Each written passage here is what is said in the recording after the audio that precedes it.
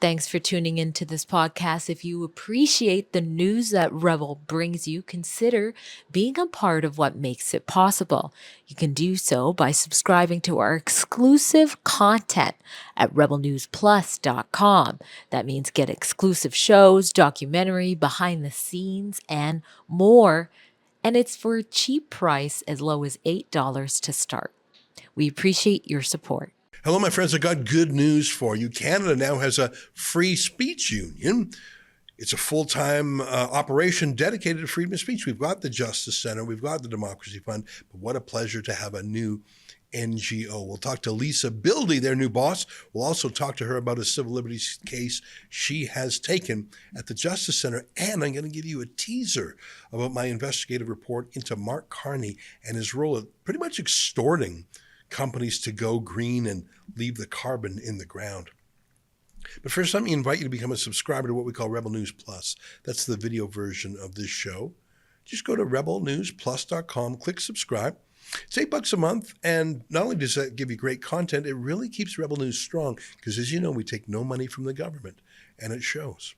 All right, one more thing. Hey there, Rebel News listeners. Do you have a business or cause that you want to promote to the tens of thousands of regular Rebel News viewers? Now's your chance. Whether it's ads on podcasts like this one, videos, our website, or even our digital billboard truck, Rebel News has your advertising needs covered. It's easy to get started. Just head over to rebelnews.com/advertise. That's rebelnews.com/advertise. Fill out our form and find out how Rebel News can help spread your message today. Don't wait. Advertise with Rebel News. Reach freedom-loving patriots and support our independent journalism.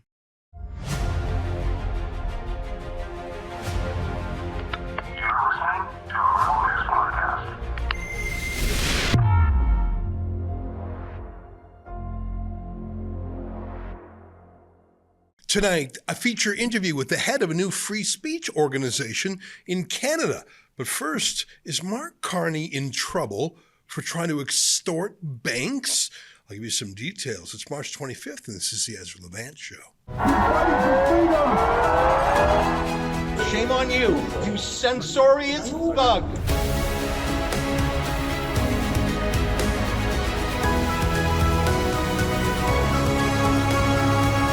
Oh, hi, everybody. We've got a big show today. We're going to talk to Lisa Bildy in a bit about two things. She's been defending nurse Amy Ham out of British Columbia, who's been put through a 5-year ordeal because she put up a billboard that said, "I heart J.K. Rowling."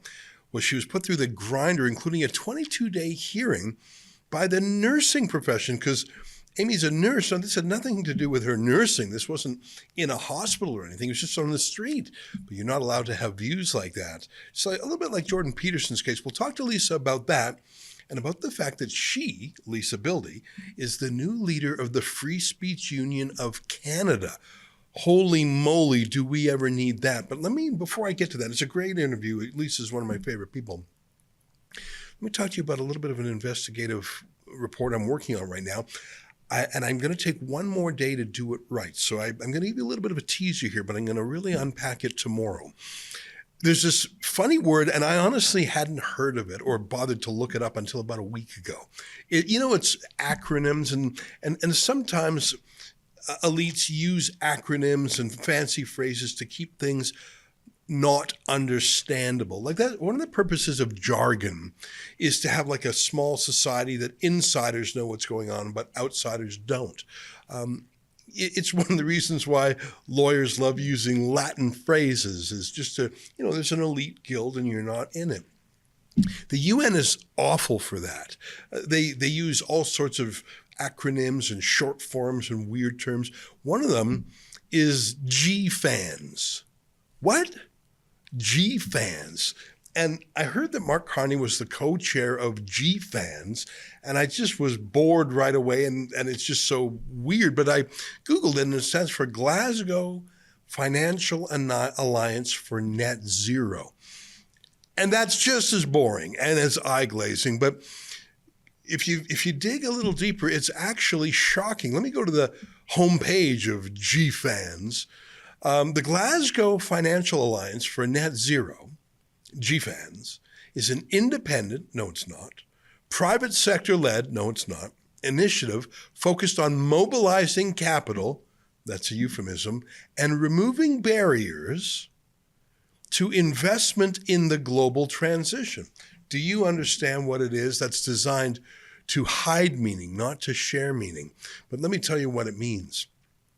These are people who are shaking down big banks to get them to stop lending money or investing in oil and gas or carbon. When they say transition, they're not talking about transgenderism, transitioning from being a boy to a girl or something. They're talking about transition off the carbon economy, transition to shut down the oil sands. So this is a global group of elite VIPs. When they say it's private sector, well, that's part of it.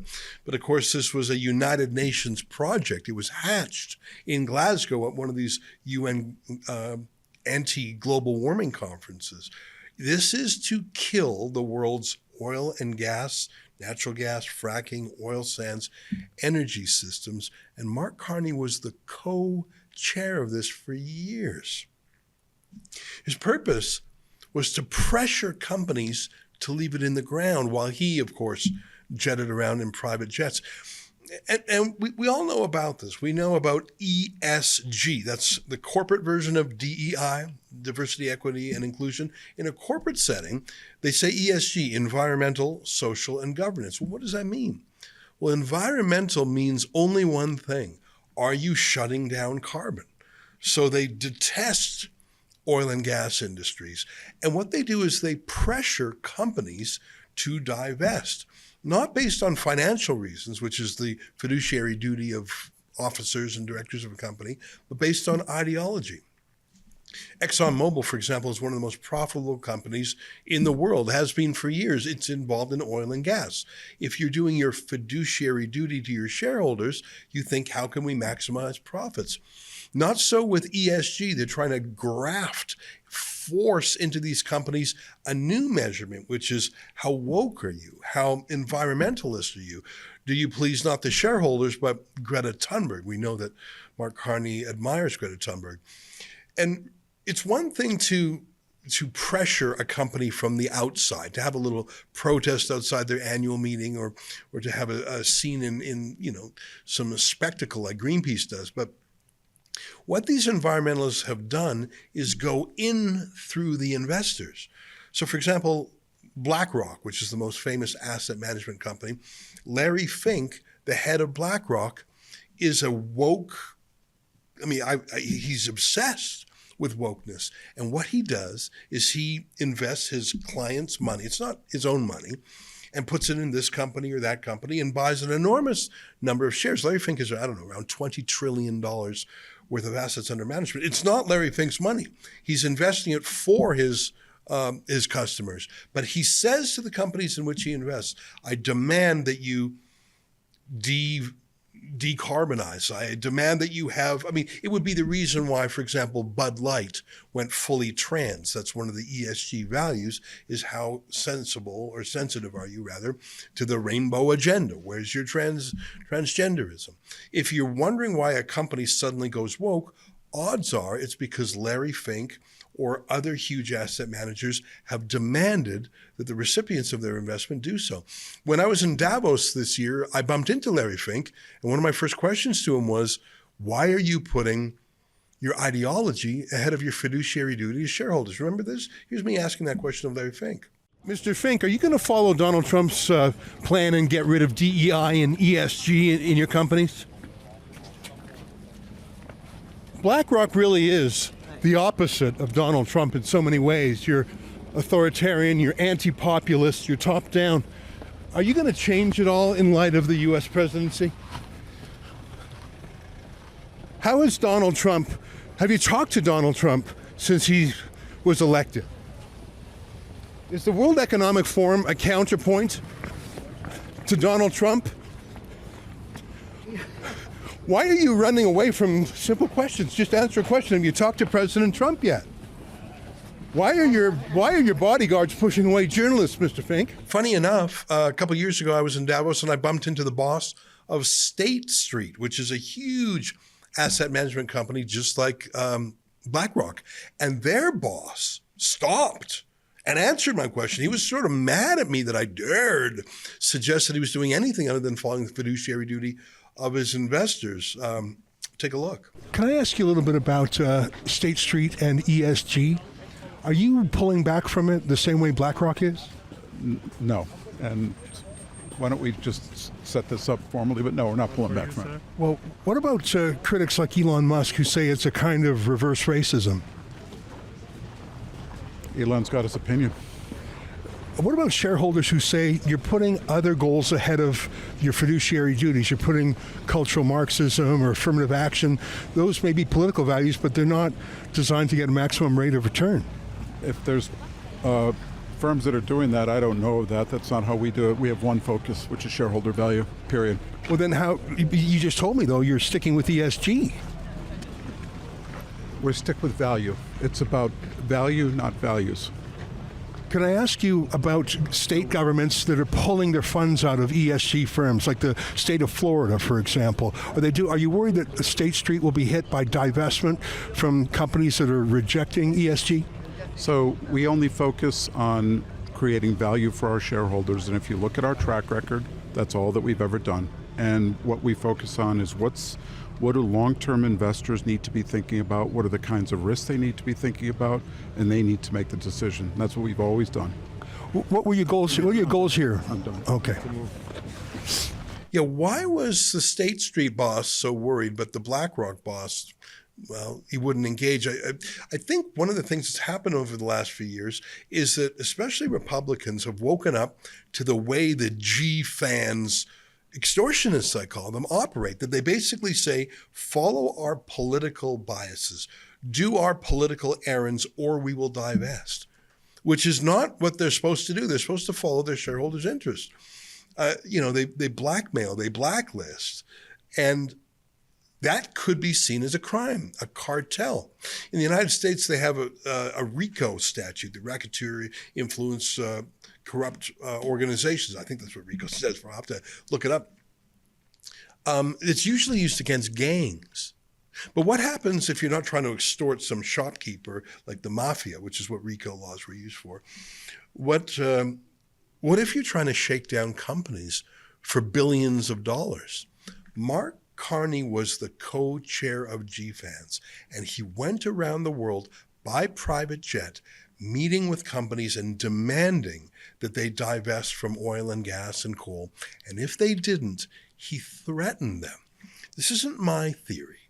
This is what the United States Congress has concluded based on their research and their interrogation of Mark Carney. Did you know that Mark Carney was interrogated by the U.S. Congress about whether or not he was part of an extortionate cartel? Did you know that?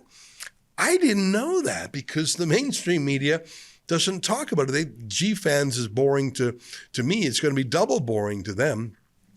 I was going to have a big presentation today, but I'm going to save it till tomorrow so I can do a proper job of it. I will have that for you tomorrow. But for now, enjoy my interview with our friend Lisa Bildy. But come back tomorrow for the GFANZ stuff.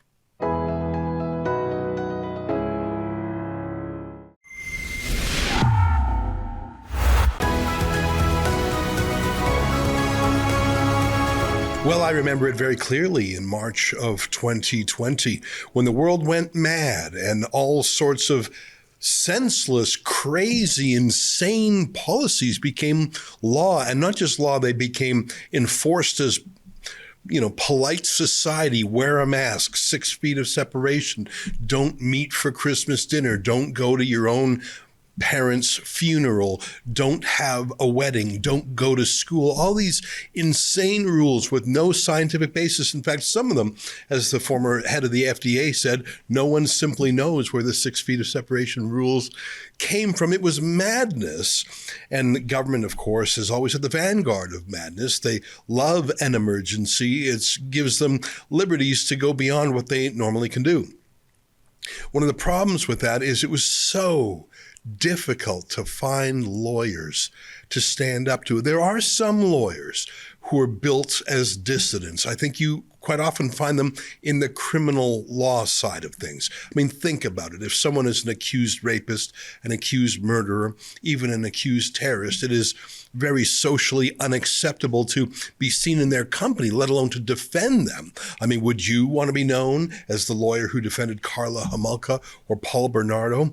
So there are some lawyers who are built not to care about public fashion. And we need them because even atrocious monsters like Homolka and Bernardo need a lawyer. The system requires a lawyer for it to work properly. And even monsters are guilty until proven innocent. Innocent until proven guilty. My point is, it was so difficult to find lawyers who were willing to dissent in the mania, the moral panic of our time. I made so many phone calls to otherwise courageous lawyers who simply did not want to be seen, not just as taking controversial, but taking antisocial and unpolite points of view. I tell you, in March and April of 2020, it was nearly impossible to find a lawyer to stand up for civil liberties in the face of COVID mania. But one of the lawyers who did, one of the first lawyers who answered the call of the Democracy Fund to fight back, is our guest today. She's our friend, Lisa Bildy is her name, and she joins us now via Skype from London, Ontario. Lisa, great to see you. Nice to see you too, Ezra. It's very hard to be unfashionable. We're social creatures. We want to fit in. We want to be polite company. We don't want people to like us. We want to get invited to Christmas parties. We don't want people to look at us funny. To be a dissenter on things often means you're going to be, at best, identified with your client, but at worst called, well, just shunned from society yourself. I think it's very difficult. You were a key lawyer fighting for freedom during the lockdowns, weren't you? Yes, I was at the Justice Center at the time, and the whole organization just got geared up to fight those restrictions. So, and I had, I guess, a taste of it before when I battled our law society as well. So, over the statement of principles. So I guess I'm used to being on the so-called wrong side of issues. And once you kind of go through that experience and live through it, you realize it doesn't kill you. And in fact, it probably makes you stronger. Well, it certainly makes you resourceful. That's a long way of introducing you, but what I want to talk about today is one of your most recent clients, a friend of ours, Amy Ham. She's a nurse in the Vancouver area who a few years ago did something a little bit social media influencer-y, but it wasn't a particularly heavy-duty thing. She rolled out a billboard in Vancouver that just simply said, I, and then the heart symbol, J.K. Rowling, the author of the Harry Potter series. It's such an innocuous thing. I mean, there are quite scandalous billboards everywhere. This just had a message that could be interpreted as standing by J.K. Rowling's stance opposing transgender colonization of women's spaces, swimming pools, changing rooms, things like that. And she was prosecuted for 5 years. Tell us the story of Amy Ham. Well, it was over 4 years. She put up that billboard, and it immediately attracted the attention of activists who, of course, don't like you to be critical of anything to do with transgender ideology. And so complaints were made to her college. I guess she'd been identified by the reporter in one of the articles following the billboard as a nurse. And so that put the word out that there was a way to get at her, and that was to file complaints with her regulator. And a couple of people did do that. One of them was a self-described social justice warrior and Marxist, and he basically advised the college that they should ensure that she never works as a nurse again. The other one was anonymous. So the college took it upon themselves to do a complete investigation of pretty much everything that Amy Ham said on social media, on podcasts, in various articles that she'd written on gender ideology. She'd become a bit of well, it's fair to say, quite a critic of gender ideology and its impact on women's rights. That was her focus. So there was a lot out there. And in fact, they pulled together a dossier of about 330 pages of things that she'd said and written online. So, not content to, I guess, shut up is maybe what was expected of her, she decided to fight it. And with the Justice Center's help, she was able to do that. And it turned into a marathon hearing. We had 22 days of hearings. That's insane. I mean, spread out over a year and a half. That's more than most murder trials, to be candid. Yeah. Yeah, and it was as stressful as one probably, too, to be in the hot seat like that. And we had people from all over the world watching this case because, of course, it's a very timely issue right now. There are a number of people around the world, especially in the UK and the United States and Canada, the Anglosphere, basically, where women who are standing up to gender ideology are being raked over the coals and fighting legal battles. And some of them are successful and many are not. So there was a lot of interest in her case. Yeah, 22 days of hearings, just insane. Now, let me just confirm with you something I believe to be true, that there was never a single piece of evidence adduced in these hearings that suggested that Amy was any way inappropriate in her conduct of nursing. So in her actual profession, on the job, dealing with patients, dealing with others in hospitals or clinics or other health settings, there was never any accusation that she actually harmed or discriminated or anything like that. This was purely an assessment of her external political views said on the street with a billboard and on Twitter. Is that accurate? That's absolutely accurate. There was not a single workplace complaint. And her evidence was that she had actually dealt with transgender patients before and shown them the utmost respect. She told the story of working on the downtown east side as a younger nurse and having a transgender patient who she was quite fond of. And, there was never any suggestion that she misgendered anyone. She always made it a point to use preferred pronouns. She took all courses on DEI-related things and on gender ideology or gender identity in order to ensure she was fully informed. She read from all angles and her workplace conduct was respectful. So, this was purely off-duty conduct targeted by activists. Now, 22 days of hearings, I've been through a lengthy process before the Human Rights Commission. That's what I'm talking about. I observed the extraordinarily long trial of Tamara Leach for mischief, which is the lowest species of crime in the book. And the phrase that comes to my mind is the process is the punishment. First of all, can you even afford a lawyer to stand with you for 22 days? Luckily, the Justice Center for Constitutional Freedoms assisted with that. Second of all, who's got 22 days they can take off from work, from family? And it's a stressful 22 days. It's not a vacation. You have to intensely follow the proceedings. You have to withstand cross-examination. It's not like a 22-day trial is exhausting mentally and I'm sure physically too. Even if she had been acquitted, I mean, I can't even believe a 22-day hearing about a gal's tweets and her billboard sign. How many lawyers, bureaucrats, activists, complainants do you think were on the other side? Was it one of those typical swarms? Was it like, did the other side what kind of resources did they deploy against Amy? They had 3 lawyers on it, including in-house counsel and 2 external counsel that they hired. I'm sure it wasn't cheap. They had a couple of I don't know what they paid for their experts. They did have a couple of experts as well. And it was a time-consuming affair for that organization as well. I'm sure they spent a lot of money prosecuting her for this. And the Justice Center, to its great credit, allowed her to have not 1 but 2 lawyers for most of it, bringing in Karen Bastow as another lawyer who the Justice Center put on the case.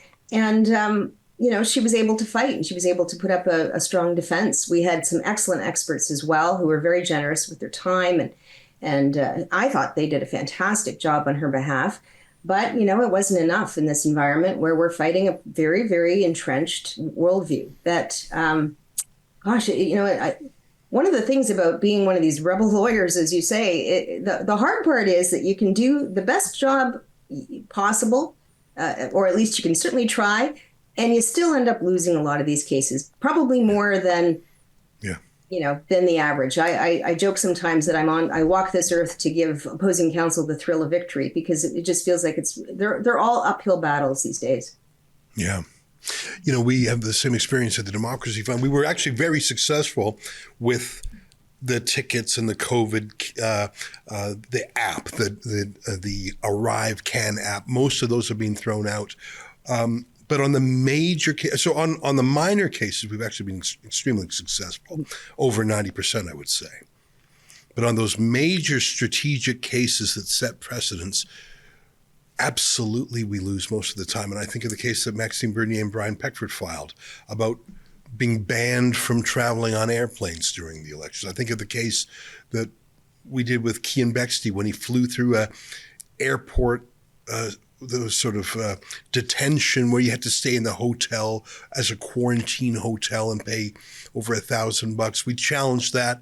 We lost all those strategic cases. The only strategic case that I think was won over the last half decade was challenging the Emergencies Act itself. It was a bit of a miracle that the federal court ruled that illegal.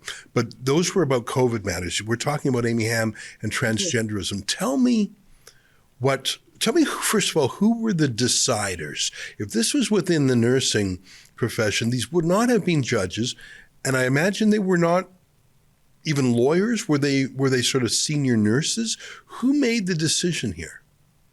So it was a panel comprised of two nurses, one of whom was a retired nurse, I believe, and one active, plus a member of the public. So like many of these bodies, they have lay appointments to their disciplinary bodies, and I don't know what her background was. I don't recall. But they had a lawyer who advised them along the way, and very likely, helped write the decision and walked through the analysis of the charter and so on. But these are not people whose job it is to decide free speech issues. They're people who are there to decide if nurses are competent, ethical, are not, stealing drugs on the side or sexually assaulting other people. I mean, that's the normal kind of work that they would do. So it's very weird. I went through the same thing when I was a lawyer. I mean, I'd never had a complaint from a client, not once, ever. I mean, I didn't do law for a long time, but, I had no disciplinary history at all. All the complaints against me, and there were more than 20, were about my politics. My newspaper columns, my videos would be shown to the Law Society, and they would have hearings about that. Now, I mean, in the end, none of them stuck, but it was the process that was the punishment. And I would trust a panel of a retired nurse and an active nurse if, like you say, how is the nursing? How is the scientific medical nursing? Was there an ethical question violating the privacy of a patient? Absolutely. I would trust a nurse more than I would trust a lawyer. But to weigh the freedom of Amy Hamm outside the nurses' station, who the hell do they think they are? I think it's outrageous. I know for a fact that wouldn't live a day in America under their First Amendment, but alas, in Canada, we're not as free. What did these two nurses and a lay member of the public, in the end, what did they say? Well, it was interesting. I mean, of that 330-page dossier, they actually found that most of it, they would not declare it to be professional misconduct because she didn't attribute her name or her profession to it. Whereas there were 3 articles that she had written and a podcast, I think, with Megan Murphy that she had been on, where she did specifically identify herself as a nurse. So they drew that distinction. They didn't like everything that she said on Twitter. And there were some comments in the appendix to the very lengthy decision where they talked about that. But they did not use those as a basis for the finding of professional misconduct. They really wanted to tie it to the fact that she had identified herself as a nurse, which is kind of funny because, it's pretty hard to have, just imagine like LinkedIn, people have almost their entire resume on their page. Does that mean that every professional would have to not identify themselves as being a professional in order to have a conversation in the public square on matters of social policy? I mean, but this is obviously one-sided. I can guarantee you that if I were to go on LinkedIn or Twitter or any other social media platform, I could find countless examples of nurses in support of transgenderism, of doctors in support of transgenderism. So you have a live political issue that's basically being created from whole cloth in the last 20 years. 20 years ago, this wasn't a thing. Now, I would say it's a debate with two sides. In fact, I would say that the Amy Hamm side has 80% public support. But even if you say, well, it's 50-50, why should only one side of this debate be censored? I can guarantee you that the nurses of British Columbia have never prosecuted a nurse for being pro-transgenderism. I think that they are doing what was done to Jordan Peterson, the Ontario College of Psychologists. They're injecting politics right in the bloodstream of the profession and essentially expelling anyone who is not politically correct. Tell me what the ruling said. Well, that was essentially it. I mean, they found that she was discriminatory and derogatory against transgender people. But let me pause right there. Discriminatory. Discriminatory suggests you've done something differently. I'm discriminating. I didn't hire you. I didn't give you the nursing care I didn't do something. That, having an opinion, how's that even discriminating? Well, I argued that point. I said, that you're importing a concept here into a human rights concept into this that isn't appropriate here. There is no suggestion that she denied anyone service, that there's not even a complainant except for people from, the public who aren't transgender. So where's this discrimination? But it didn't matter. That was the language that was imported from an old case called Kempling, and they used it here. And actually, the BC human rights legislation, just to point this out, actually does have a prohibition against publication, discriminatory publication. So, it's kind of out there that it isn't just a denial of service anymore. But anyway, that's what they found, that she was discriminatory and derogatory because she insisted on there only being two sexes. And they felt that was one of the things. Two sexes or two genders? Two sexes. Well, now don't tell me they're saying there's more than two sexes now. They are saying that they preferred, let's just put it that way, they preferred the evidence of the college's expert, Dr. Greta Bauer, whose testimony was that sex is multidimensional. And that is the new way to look at sex. I don't think that this is scientifically, unimpeachable. I mean, I'm sure that if we really had a debate about this, which we really not have been allowed to have to date, that the vast majority of professionals would not agree that it's multidimensional. But that was what they found. And as a result, saying that there are only two sexes is exclusionary and erases transgender women or transgender. But those, you know what? I think the word gender is BS. And as Billboard Chris always says, please define gender. And people have a tough time with that. Gender is sort of a made-up word that I think refers to how people express themselves. I think it's another way of saying your personality in terms of sexual issues. But there is no doubt that there's an X chromosome and a Y chromosome. We're talking about sex. I thought that was why the left moved away from sex to gender, so they could get to all these blurry things like they, them, she, her, and that's all gender gobbledygook. I thought that's why they moved away from the word sex, because sex is obviously boy or girl, male or female. I didn't know that in British Columbia. I mean, if a nurse cannot determine what's a boy or a girl, but a nurse doesn't know what a boy or girl is, maybe this goes to a core competency of being a nurse. If you're delivering a baby, what do you say? It's a baby, they, them. Like, I don't know. It's sort of crazy. What was the penalty? What was the punishment they gave to Amy for not agreeing that sex is multidimensional? Well, they haven't yet. So it's a bifurcated proceeding. We have a finding now that the panel has determined that some of her posts were professional misconduct. So now we have to go back for a hearing on penalties. And now Amy is intending to appeal this, and the Justice Center is going to continue to support that. I have to work out what the grounds are. I think there'll be some, and we have another couple of weeks to get that filed. So But I expect that we will be proceeding with an appeal, and then we'll have an argument about whether we can have to stay the penalty part of it until we get an appellate court ruling on the finding of professional misconduct. Sounds to me like the BC nurses are spending hundreds of thousands. They may be, in fact, into the millions now, going after Amy Ham for a billboard. It's sort of gross. I'm glad to hear you're considering appealing, first of all, the misconduct side, and I'm sure the penalty side. I'm impressed that Amy Ham, I mean, I've met her a couple times, and she's a really normal person. By that, I mean, she's not someone who is a conflict-oriented, she's as normal as you get. I mean, she's got opinions, but she's not,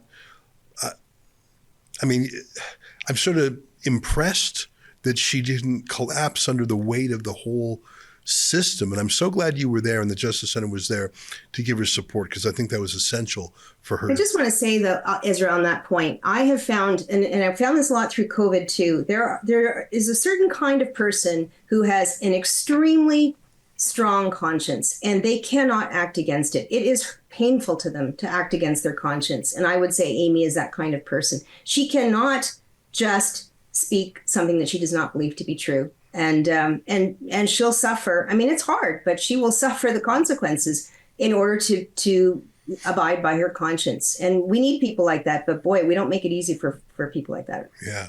Well, that's our kind of girl over here. I mean, boy, that's what we admire about her. Well, listen, I hope you keep, so the next step is, like you say, the penalty portion. You're going to appeal the misconduct finding.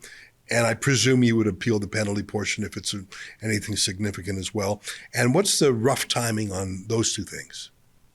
Yeah, I'm not really sure, actually. We're going to be entering into the court system now to appeal the finding. We're going to the BC Supreme Court. Now, fortunately, it's a statutory appeal, which means that we do have a standard of review that's a little bit more robust. On legal issues, the panel has to be correct and not just reasonable. Right. So unlike, say, the Jordan Peterson case, where the standard was pretty deferential to what the panel had decided, we do have a little bit more of an argument here. So I don't know how long I don't know what the court system is like in BC at the moment in terms of backlog, but I suspect, it'll be another year or so down the road before we have all of this ironed out.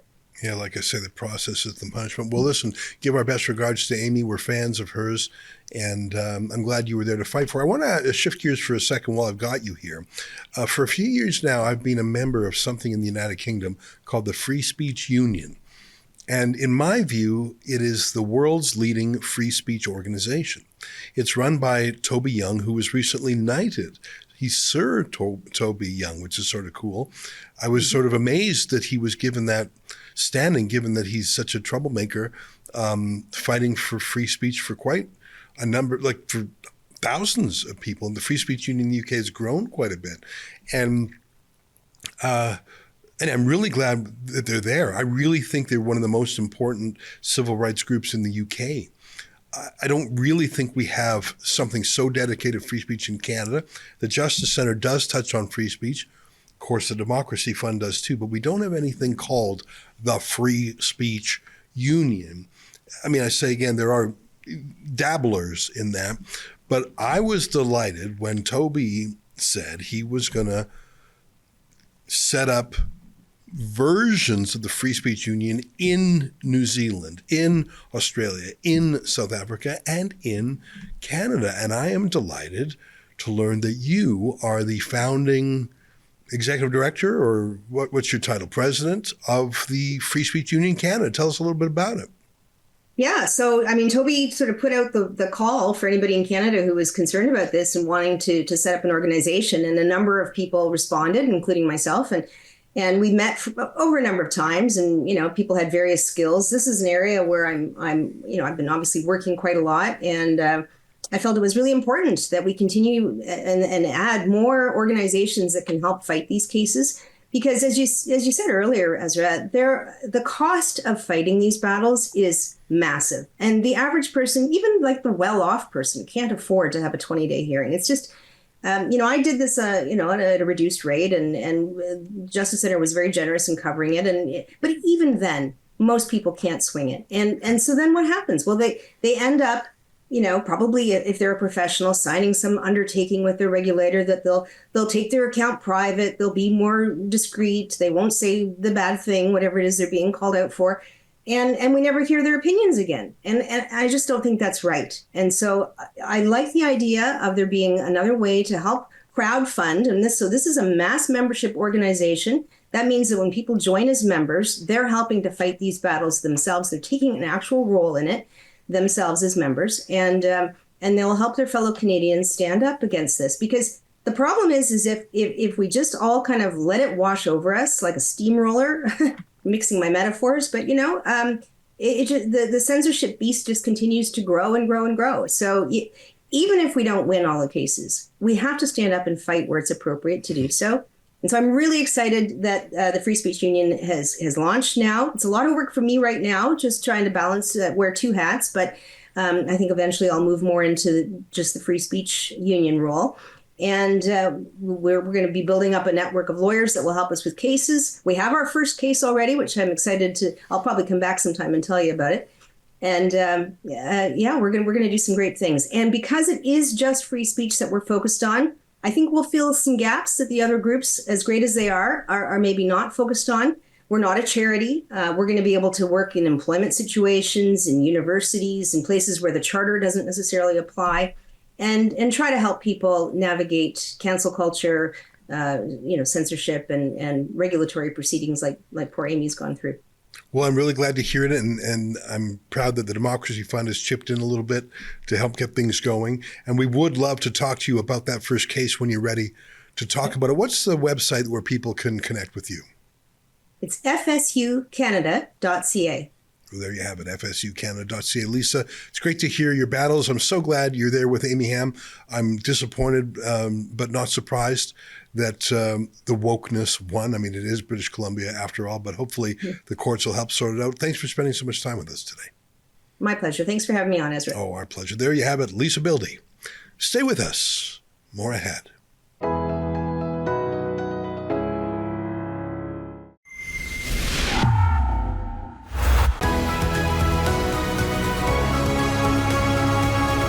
Well, it's great to catch up with Lisa Bildy. I got some letters here. O'Neill Creighton says, drive your truck around Nepean all day, every day. You're talking about our beautiful billboard truck. That truck is giving her. I'm so excited about, I never thought that I would set up it's basically a Canadian version of a super PAC. I'm talking about forcanada.ca, our third-party campaign group. I never thought of it. I've been out of politics for 20 plus years. You may know when I was a kid, when I was 29 or something, I ran for parliament. That was really fun.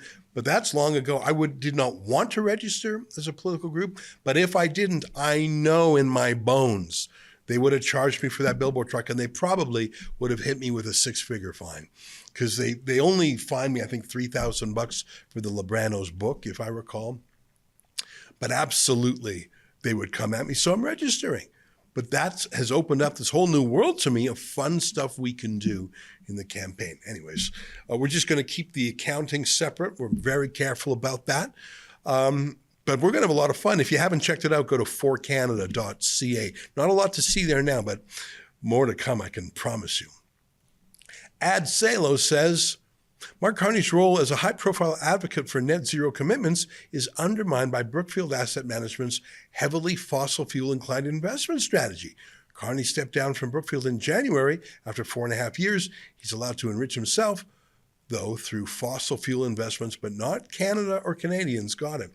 You're so right. I mean, that's the thing about ESG. It never applies to China or the developing world. John Anderson, 1245, says, 100 million immigrants policy would draw nobody but the poor, unskilled, undereducated, and impoverished who would do nothing but consume resources, both natural and economic. That's just plain nuts. It is. It makes no sense other than, if you're in certain industries, it's going to lower wages, drive up housing. I suppose if you're a bank, it's more customers. If you're a cell phone company, it's more customers.